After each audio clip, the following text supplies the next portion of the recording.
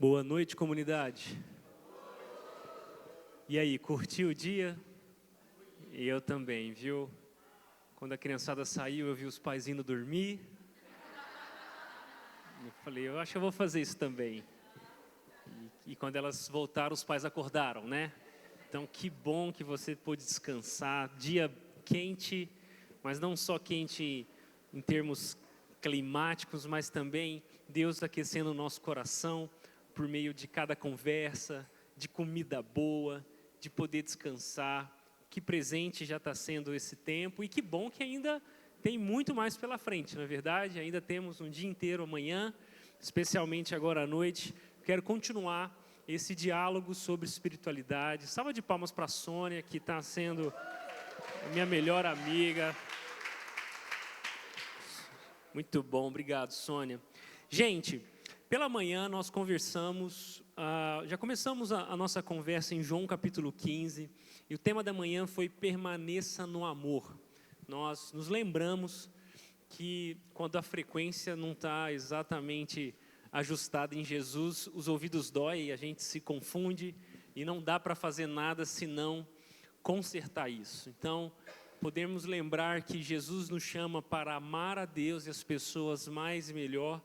Foi o pontapé inicial da nossa conversa. E agora à noite eu quero continuar nessa mesma frequência, mas com o tema permaneça na fé. Essa palavra, esse convite de permanecer, ele traz consigo, naturalmente, a percepção de que caminhar com Jesus e seguir a Jesus é uma tarefa, é uma jornada cheia de surpresas. Eu vi aqui que tem pessoas que estão na comunidade há mais de 10 anos, que estão na fé cristã há muito mais do que 10 anos. Outros que chegaram agora, alguns anos atrás, talvez alguns meses.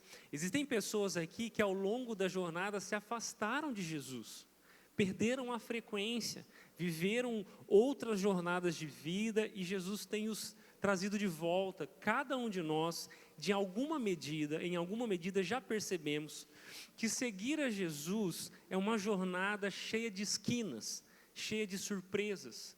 E agora, eu quero te ajudar a lembrar que seguir a Jesus no meio dessas surpresas na vida sempre será de novo e de novo um desafio para crer.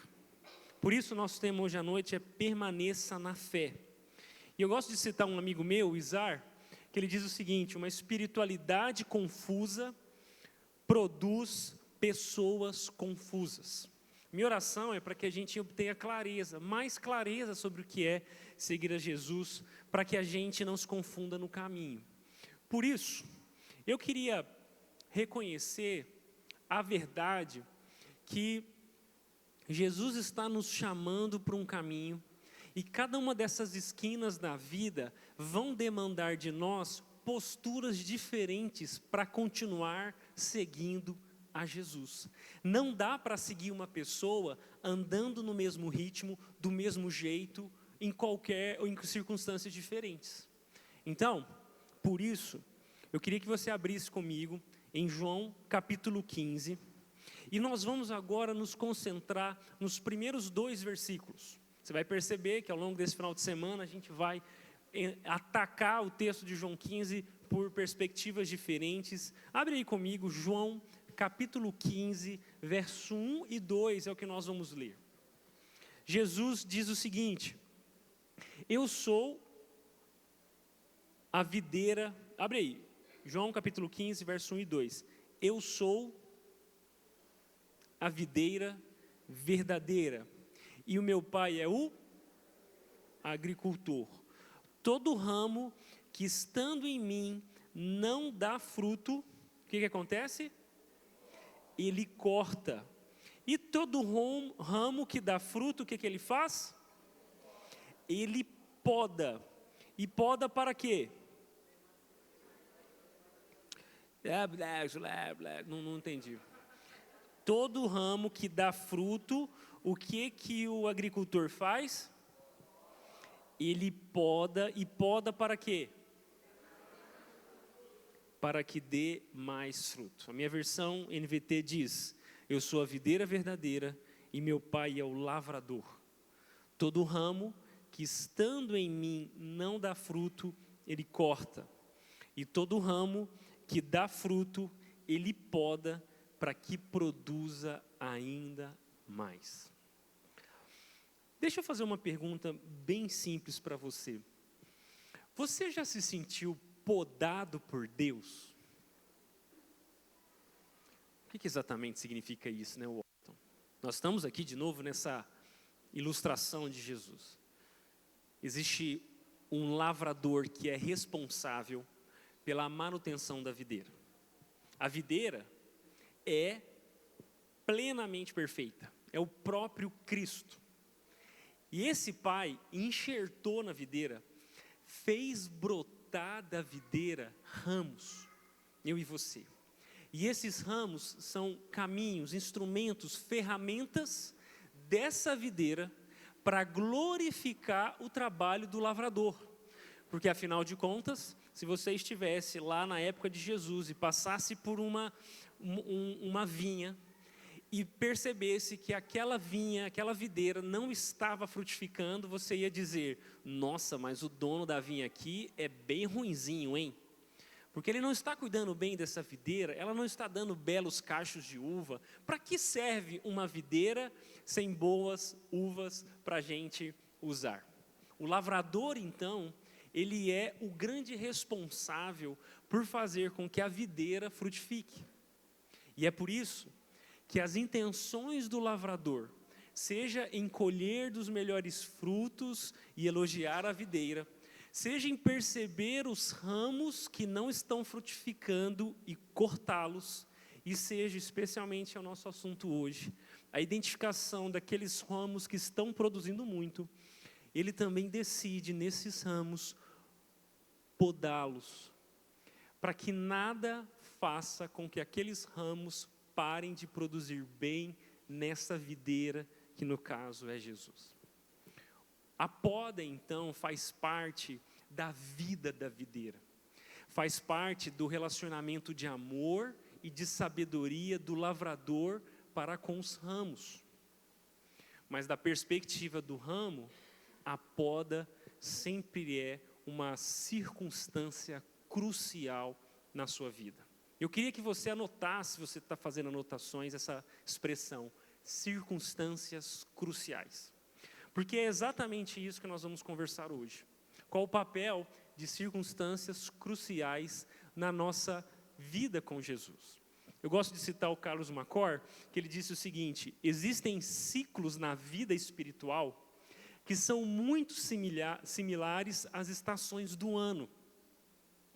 Cada estação tem uma função específica e importante para o equilíbrio da natureza.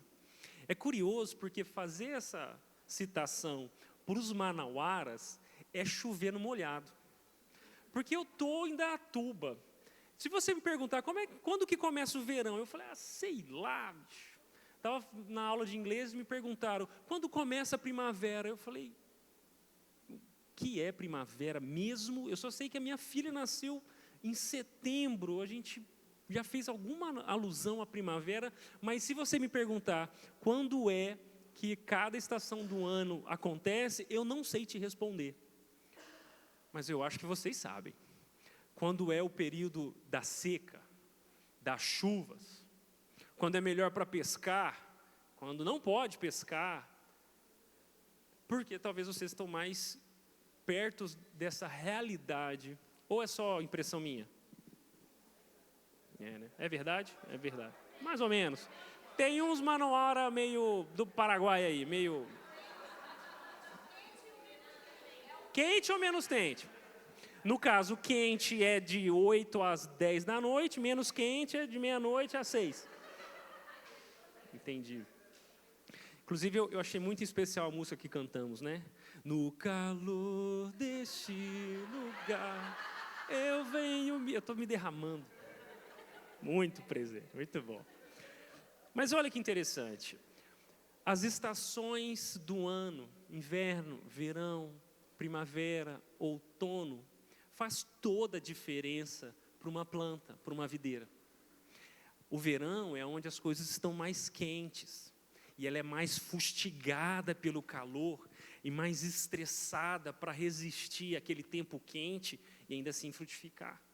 A primavera é a hora boa, onde as flores de todas as plantas, e a videira também floresce, ela está bonita, ela está cheia de vigor, e os frutos começam a brotar.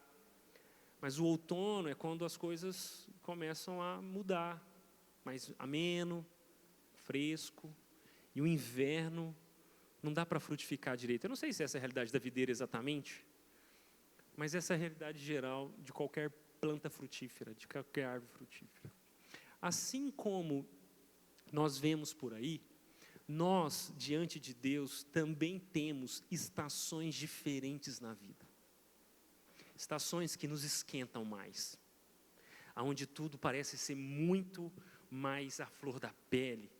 É no verão que nós somos mais corajosos, estamos mais felizes, cheio de possibilidades e oportunidades. Na primavera, nós encontramos bons frutos em nós. É o lugar do florescimento, da descoberta. A primavera da vida é quando os jovens se apaixonam, é quando descobrem a fé, é quando o primeiro amor brota, e nós estamos como quem sonha, sonhando um futuro, cheio de visão. Essa é a primavera. Mas você já percebeu que existem momentos na nossa vida que é meio outono, assim, que é uma coisa que é quente, mas é frio. Você não está tão corajoso quanto antes, mas também não é um período ruim exatamente. Mas existem momentos da nossa vida com Jesus que são um terrível inverno. É quando você se sente frio. É quando você olha para dentro e parece que secou, gelado. Você está insensível espiritualmente.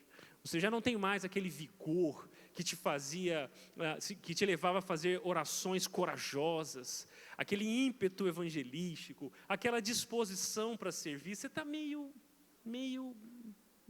sabe? Servir a Jesus e permanecer na fé não tem a ver com o que você sente sobre a sua própria fé. E nem tem a ver também com o que está acontecendo fora de você, as circunstâncias nas quais você encontra, mas em quem você está alicerçado.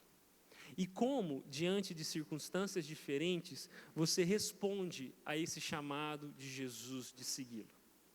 É por causa disso que eu acredito, como o Carlos Mascor diz, que a poda, o momento onde o lavrador decide podar um ramo, tirar dele algumas possibilidades, administrar uma espécie de dor ou sofrimento, a poda é o modo eficaz de Deus usar a dor para o nosso bem e para o bem daqueles que precisam dele.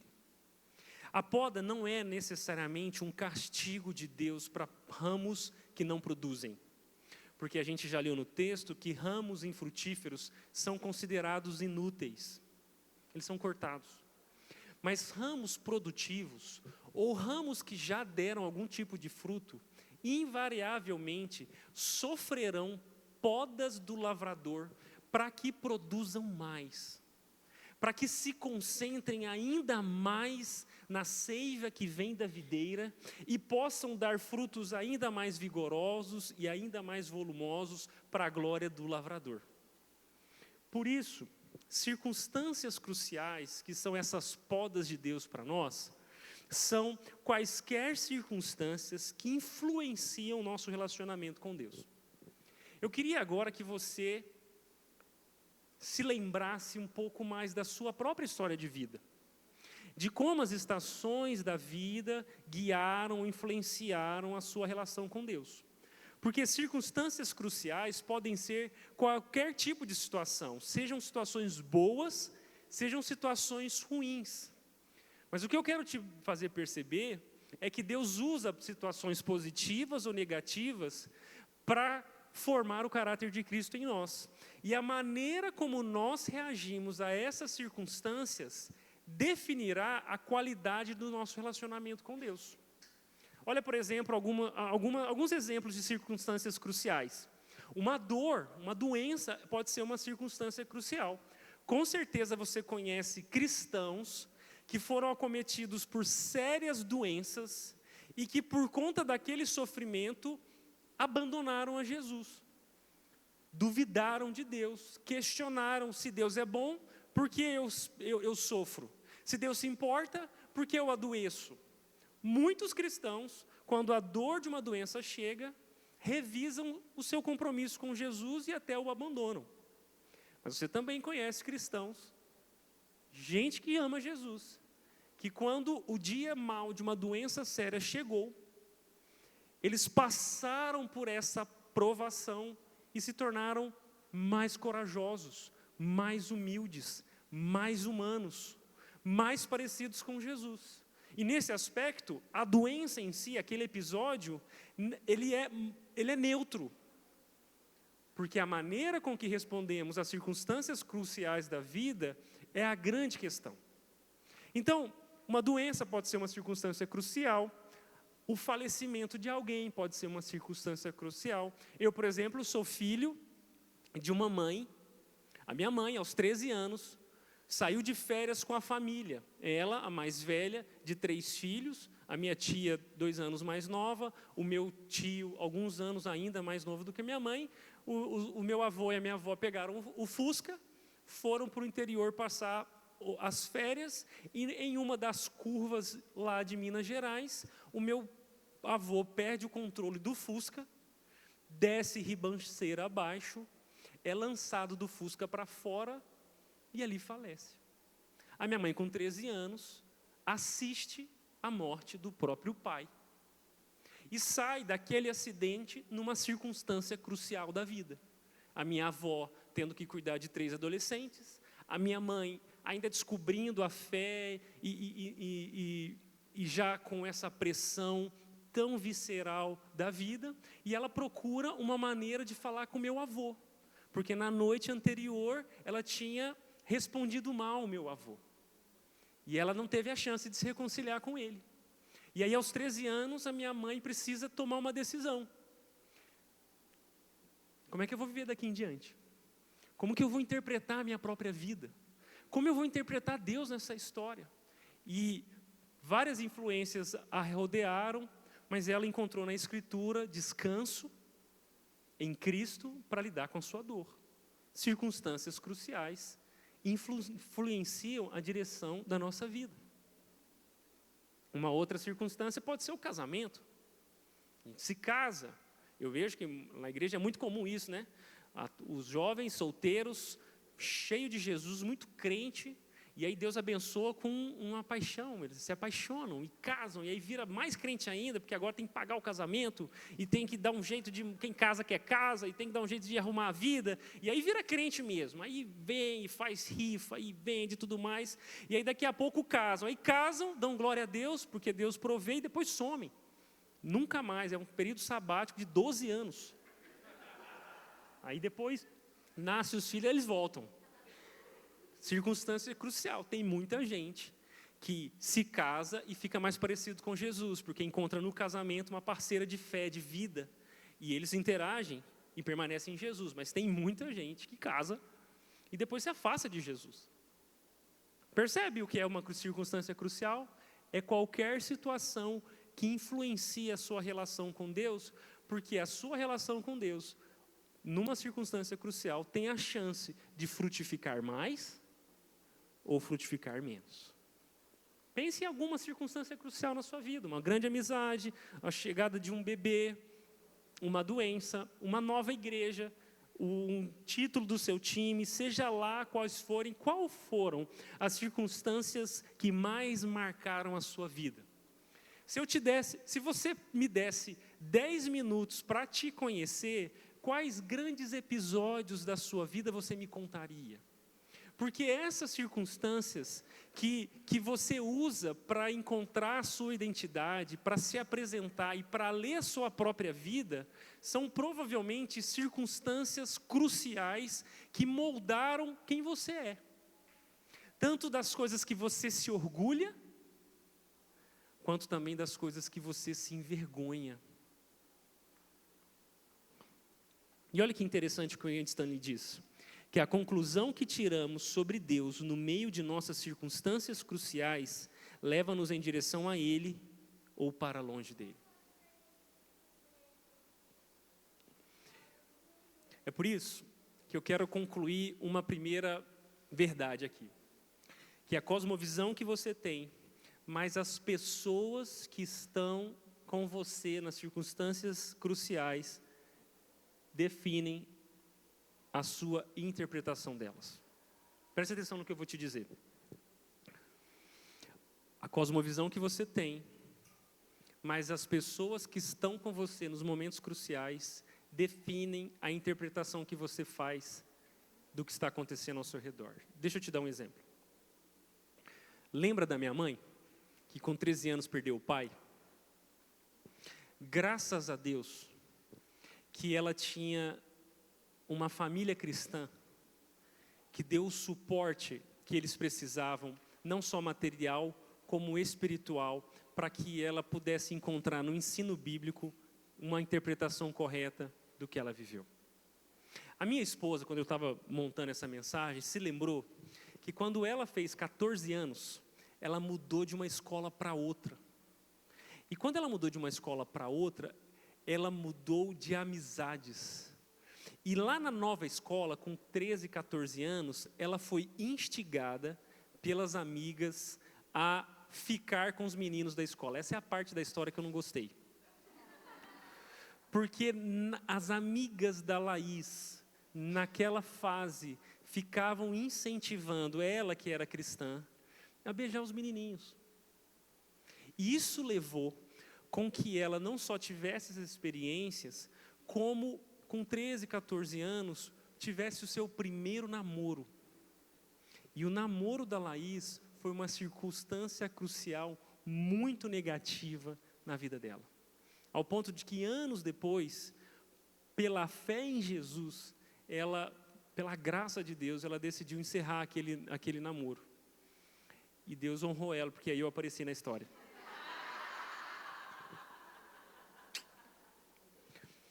Mas o que eu quero dizer é que identificar as situações que marcaram a sua vida também é identificar quem estava com você naquelas situações. Porque as pessoas que estavam com você naquelas situações, com certeza foram muito importantes para definir a maneira com que você lidaria ou lidou com aquelas situações. Se você estava, ou se você deu ouvidos para pessoas que amaram a Deus, com certeza você foi ajudado a fazer isso também.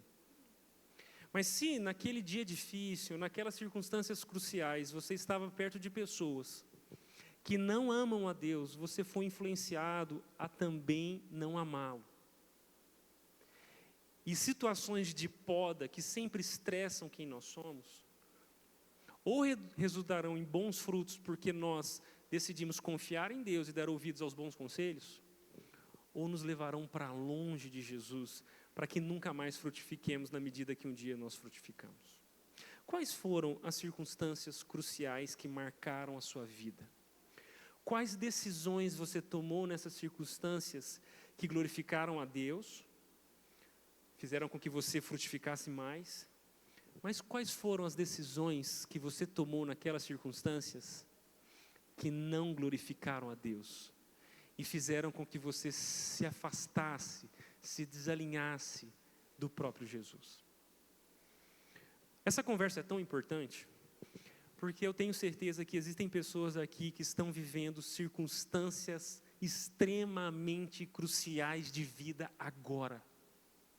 Gente que foi surpreendida com um diagnóstico. Gente que tem perguntas tão profundas que não tem coragem de fazê-las para alguém, externalizá-las. Situações conjugais, familiares, que te esticam.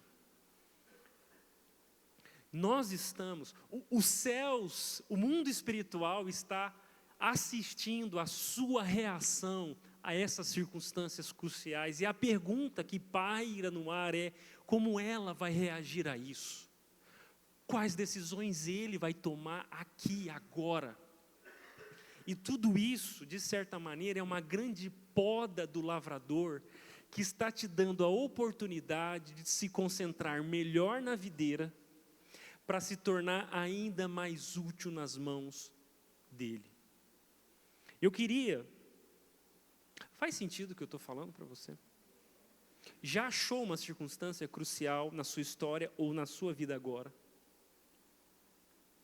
Então eu queria agora, junto com você, mostrar alguém que viveu uma circunstância crucial, para nós aprendermos com esse exemplo, como é que Deus poda pessoas para que frutifiquem mais, e quais decisões nós podemos aprender com ele.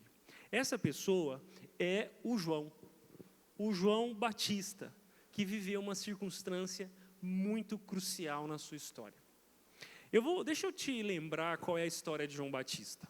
João Batista é conhecido como o último nazireu.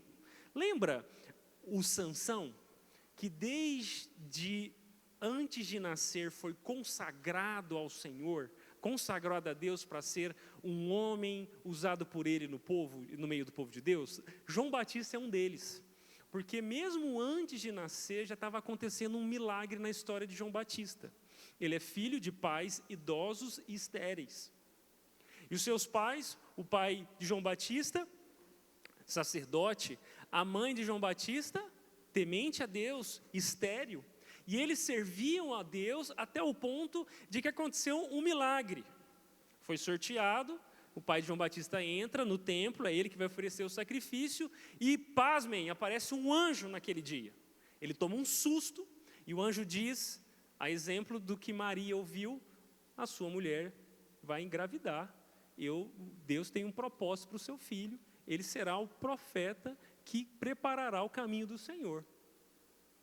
Ele olha para o anjo e fala assim, não vai rolar, porque a gente já tentou isso muitas vezes, e nunca deu certo, então errou, devia ter vindo ontem, no mês passado, mas lá em casa não rola. Ele falou, está duvidando?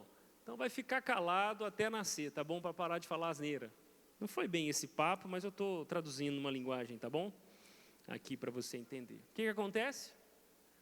6 meses depois, 9 meses depois, João Batista nasce. E desde antes do seu nascimento, que floresce como uma esperança para Israel, está lá um profeta, o grande profeta que Malaquias disse que viria para preparar o caminho do Messias. Esse é o João Batista. E o que é mais legal, esse homem cresce pregando o arrependimento até o dia que, e mais, ele prega e na beira do Jordão ele começa a batizar. É por isso que é João Batista, não é o apelido dele, nem o sobrenome, é a função, é a característica, ele é o João, o batizador. Por quê? Porque ele está chamando os soldados, os religiosos, as mulheres, as prostitutas, todo aquele que espera o Messias, que se arrependa e se prepare, porque o Messias está vindo. O ministério de João provoca os religiosos em Jerusalém e faz muitos seguidores, e está lá o João batizando a turma, como a gente vai batizar a gente aqui amanhã, a exemplo de João. Até um dia que acontece o ápice do ministério de João. Aparece um cabra lá, que não é como os outros. E João diz, eis o Cordeiro que tira o pecado do mundo. Esse é aquele sobre o qual eu estou falando para vocês. É o Messias, é Jesus o Cristo. E Jesus diz, João, me batiza porque eu preciso cumprir a justiça. E João fala, pelo amor, não, é você quem tem que me batizar, porque a gente está fazendo tudo isso aqui por sua causa. Você é o perfeito, você é o santo, você não precisa de arrependimento, nós nos arrependemos esperando que o Senhor venha. E Jesus diz, me batiza para cumprir a justiça. Isso significa, eu quero fazer parte desse povo que se arrependeu, porque esse povo que se arrepende é o meu povo. Então Jesus é batizado por João. A Bíblia diz que naquele momento onde Jesus é tirado das águas do Jordão, dá um estouro. E quem tinha mais discernimento espiritual escuta Deus falando, o próprio Pai, este é o meu filho, tipo voz de Cid Moreira, né? Este é o meu filho amado, em quem tenho prazer. Isso, e aí... Aí o povo olhou para o lado e falou, que barulho foi esse? Mas na verdade era o testemunho do próprio pai, que aquele que saía da água era o seu próprio filho. E esse era em quem ele tinha completo prazer. A gente está assistindo isso da perspectiva de Jesus, mas assiste essa cena da perspectiva de João. Antes de nascer, era sobre isso. Quando ele nasceu, ele foi discipulado pelo seu pai e pela sua mãe para aguardar esse dia. As conversas de João, as conversas do café da manhã, do almoço, da janta dessa família é: João, você tem um chamado. Você existe por causa de outro. A sua vida está em torno daquele que Deus prometeu que viria, e é você que vai mostrar para todo Israel quem ele é. Imagina esse cara. E João cresce, e ele floresce como um ministério triunfante, ele batiza Jesus, todos estão animados com essa ideia, mas em seguir o seu propósito, nós encontramos na altura de Mateus, capítulo 11, verso 2, que João agora já não está mais no Jordão. João está na prisão. E olha aí, João Batista, que estava na prisão, soube de todas as coisas que o Cristo estava fazendo. Por isso enviou seus discípulos para perguntarem a Jesus: o Senhor é aquele que haveria de vir, ou devemos esperar algum outro? Peraí. Como assim, João? É o João. É o escolhido desde o ventre da mãe. É aquele que foi discipulado para falar de Jesus. É o primo dele. É aquele que escutou a voz na beira do Jordão. É aquele que disse em alta voz: esse é o Cordeiro. Sigam ele. É esse que diz: não, eu não sou o Cristo. Porque uma comitiva um dia chegou para João e falou assim: João, você é tão legal, será que você é o Cristo? E João falou: pelo amor de Deus, eu não. É ele. Esse João agora está preso porque, por viver uma vida piedosa, ele confronta a ética dos seus governantes. E por confrontar o casamento ilícito do governante, ele vai parar na prisão, porque ele começa a produzir distúrbio político. E agora João está na prisão. E quanto mais tempo ele passa na prisão, mais imerso numa circunstância crucial João está. E quando João não está mais livre para pregar, livre para ver e ouvir o que Jesus diz, mais dúvidas açoitam o coração de João. E é por isso que, preso, ele envia alguns dos seus discípulos para perguntarem a Jesus: o Senhor é aquele que haveria de vir mesmo? Ou nós devemos esperar algum outro? Você consegue sentir o que João está sentindo aqui? Você já experimentou esse momento na vida? Não de estar preso num calabouço romano, mas estar preso numa circunstância de vida que te faz revisar as convicções que um dia você já teve. As certezas, a segurança, a esperança que te moveram. Agora, nessa circunstância crucial, não te movem mais.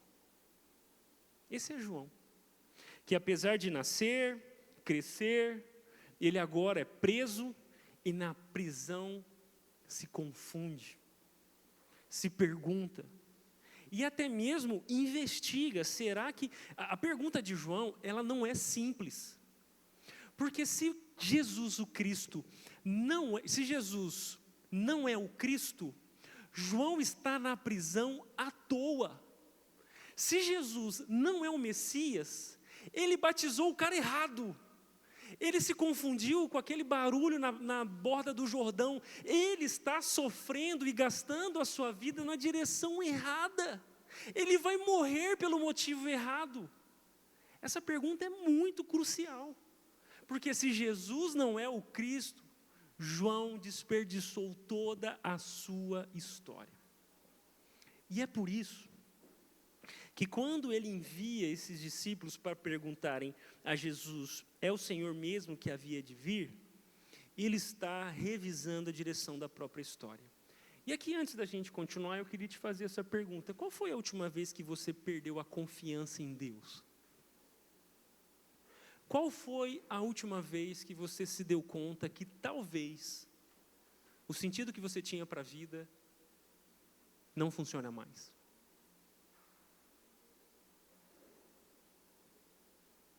Talvez as perguntas que você fez naquele dia ainda continuam, escondidas, abrandadas, mas ainda estão aí. Talvez você está aqui exatamente nesse tipo de momento, nessa circunstância onde a confiança em Deus já não é mais como foi. E eu gosto muito do que o Danny Ortland diz. Ele diz o seguinte: um bloco crucial que edifica o nosso crescimento na graça, preste atenção nessa expressão, um bloco crucial que edifica o nosso crescimento na graça é uma abertura humilde ao recebimento da amargura da vida como um caminho amoroso de Deus para nos tirar da miséria do ego e nos conduzir a uma maturidade espiritual mais profunda. Por meio da dor, Deus está nos chamando para cima, à perfeita varonilidade, à medida da estatura da plenitude de Cristo. O que o Ortland está dizendo é que no nosso crescimento espiritual, Deus usará a dor da dúvida para que nós tenhamos convicções mais sólidas do porquê existimos, de quem Ele é e do que vale a pena não só viver, mas também morrer por isso. E aí o Danny continua dizendo: chore enquanto estiver crescendo. Não oprima suas emoções. Crescer em Cristo não é apenas exibir sorrisos e gargalhadas. Deixe suas lágrimas e as feridas que elas refletem levarem-no a um lugar mais profundo com Cristo, mais do que você teria de outro modo. E ele diz: como eu ouvia meu pai dizer, feridas profundas nos aprofundam. Porque o que o João viveu na prisão, ele não viveria em nenhum outro lugar na sua vida. E o que você experimenta nos dias de sofrimento não são meros acasos aleatórios da vida, mas nós cremos num lavrador soberano que permite e até mesmo promove circunstâncias dolorosas para que os ramos não vivam baseados nos frutos que um dia deram, mas se concentrem e se agarrem à verdade de que os frutos que um dia eles deram, só deram porque estavam na videira. E os frutos que no amanhã eles darão, só darão se continuarem na videira. João não poderia basear a sua história naquilo que um dia ele fez. Ele precisava de novo basear a sua história no que Jesus faz, no que Jesus fala, em quem Jesus é. E quanto mais eu e você arraigarmos, permanecermos na nossa história de bons frutos do passado, menos dispostos a sofrer as novas podas que Deus tem para nós agora estaremos. Mais questionaremos a Deus no meio das prisões, das circunstâncias: Deus, eu te servi tanto, eu fui tão fiel, por que a dor chegou? E Deus está dizendo: porque é por meio da dor que eu te aprofundo para que você dê mais e mais fruto. Por meio da dor eu te tiro as distrações, corrijo a frequência e te faço confiar e depender mais de mim, porque no final das coisas, tudo que você é depende de tudo que eu sou. Não do que você faz, não do que você quis fazer, ou não do que disseram que você faria, mas de quem eu sou em você. E o que é mais legal é que quando os discípulos de João chegam a Jesus e perguntam: és tu mesmo Cristo? Jesus respondeu: voltem a João. E olha isso. e contem a ele o que vocês veem e o que vocês ouvem. Os cegos veem, os aleijados andam, os leprosos estão sendo purificados, os surdos ouvem, os mortos são ressuscitados e as boas novas são anunciadas aos pobres. E ele diz ainda: felizes são aqueles que não se sentem ofendidos por minha causa. Olha o que Jesus faz. Jesus não diz, fala para o João lá, João, vai dar tudo certo, confia em mim. Não, manda um bilhete para João. Não, o que Jesus diz é: vocês, discípulos de João, que estão também duvidosos, dá uma olhada ao redor. Porque tudo o que João e vocês, a vida toda, esperaram acontecer, está acontecendo. A prisão confundiu João, mas os cegos continuam ganhando vista. A visão de João está escurecida, mas os cegos estão enxergando. João está à beira de morrer, mas aqueles que foram mortos estão sendo ressuscitados. João parece alguém que não sai mais do lugar, mas aqui os aleijados estão ganhando vigor. Sim, João, tudo que um dia você dedicou a sua vida para viver está acontecendo. Os fatos mostram: Jesus é o Cristo.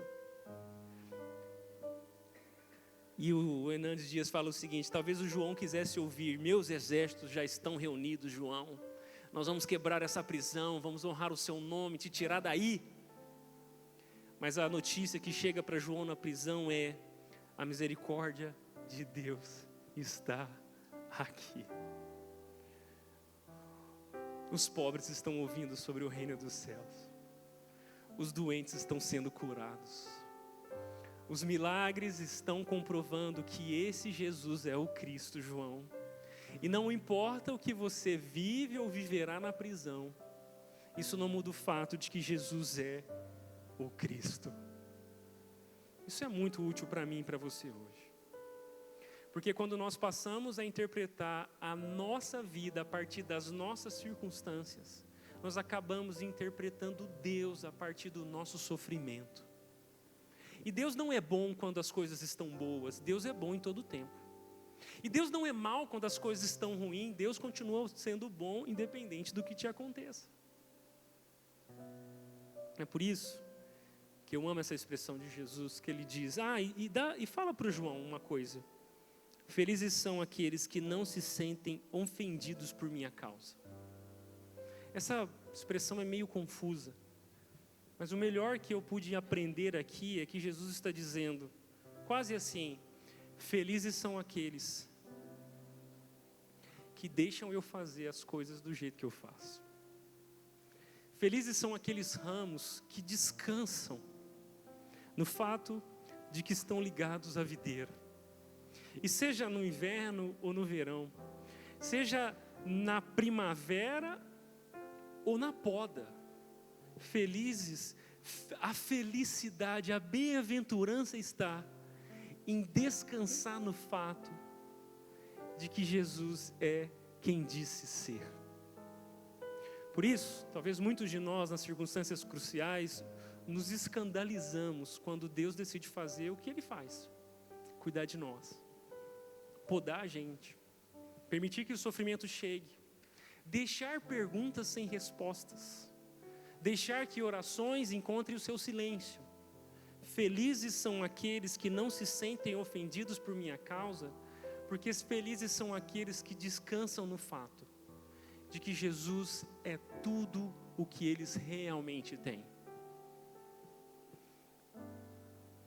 Felizes são aqueles que não depositam a sua alegria nos seus bens, na sua saúde, na estabilidade financeira, nem mesmo no bem-estar emocional. Felizes são aqueles que descansam em Jesus, porque entenderam que quem tem Jesus não tem falta de nada. E esse é o último episódio da história de João. Aquele que nasceu como um profeta de Deus, que triunfantemente viveu um ministério frutífero, que foi preso por causa da sua vida com Deus, que experimentou de confusão e até revisou as suas mais profundas convicções.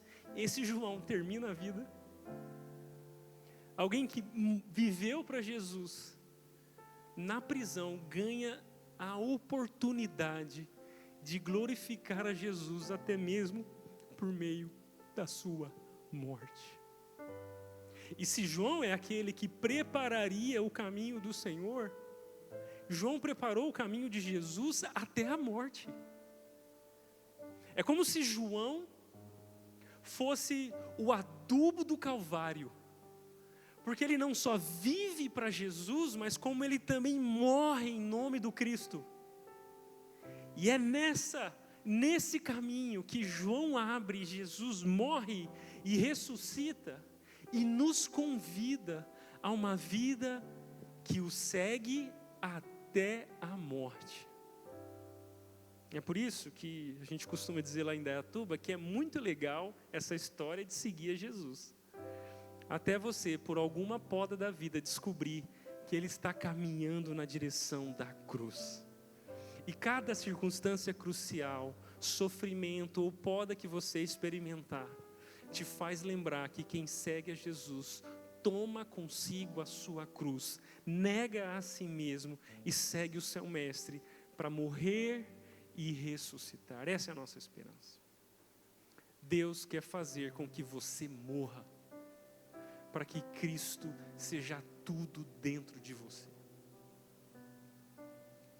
Por isso, a gente só descobre quem nós realmente somos, para o que realmente existimos, quando a gente descobre quem Jesus realmente é. A minha oração é para que você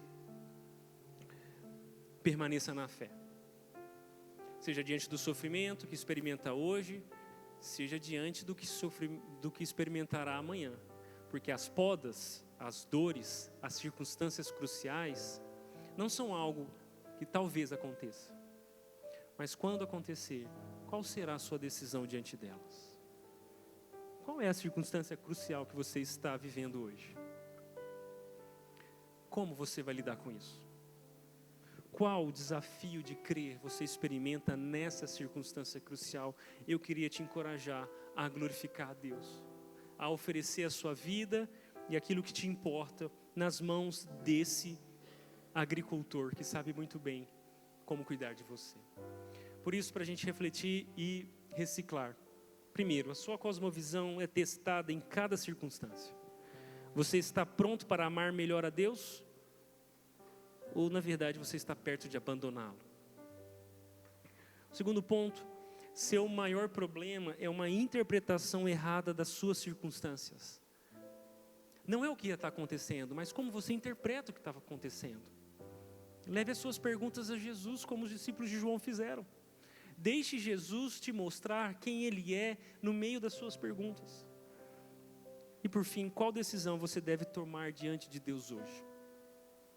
Porque a gente comeu comida boa, curtiu bem a fazenda, mas tudo isso aqui é para que você tome decisões melhores diante de Deus. E por isso eu queria orar por você. Queria orar por nós, para que Jesus nos ajude a glorificá-lo mesmo em circunstâncias difíceis e circunstâncias cruciais. Podemos fazer isso juntos? Feche seus olhos, vamos orar. Senhor, nós sabemos que o sofrimento faz parte da vida, não só da vida cristã, mas a vida humana. E seja lá como o sofrimento visitou a nossa história e está visitando a vida de algumas pessoas aqui hoje, a nossa oração é para que, assim como João Batista e assim como Jesus, o nosso Senhor, nós possamos te glorificar mesmo no dia da dor. Eu sei que existem circunstâncias cruciais, difíceis, tensas, pressionando a vida de pessoas aqui hoje.